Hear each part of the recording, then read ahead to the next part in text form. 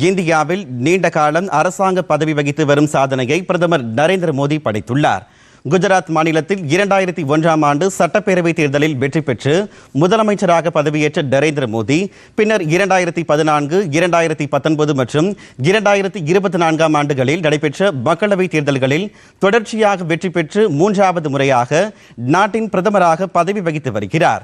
இதனால் இந்தியாவின் அரசாங்க பதவிகளில் நீண்ட காலம் பதவி வகித்த தலைவர் என்ற சாதனையை பிரதமர் நரேந்திர மோடி படைத்துள்ளார்.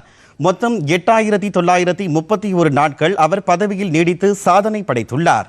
மேலும் சிக்கிம் முதலமைச்சராக பவன்குமார் சாம்லிங் 8930 நாட்கள் பதவி வகித்து சாதனை படைத்ததை பிரதமர் நரேந்திர மோடி தற்போது முறியடித்துள்ளார். இது தவிர நாட்டின் சுதந்திரத்திற்கு பிறகு பிறந்த முதல் பிரதமர் என்ற சாதனையையும் பிரதமர் நரேந்திர மோடி பெற்றுள்ளார்.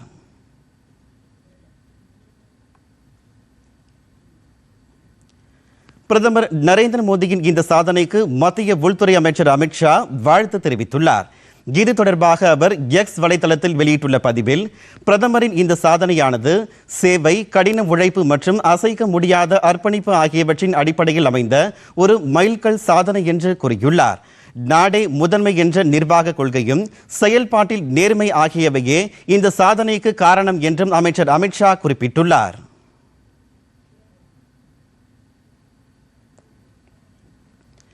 இதேபோல் பாதுகாப்புத்துறை அமைச்சர் ராஜ்நாத் சிங் வெளியிட்டுள்ள பதிவில், தேசம் மற்றும் அதன் மக்கள் மீதான தூய அர்ப்பணிப்பே பிரதமர் நரேந்திர மோடியின் இலக்கணம் என்று கூறியுள்ளார்.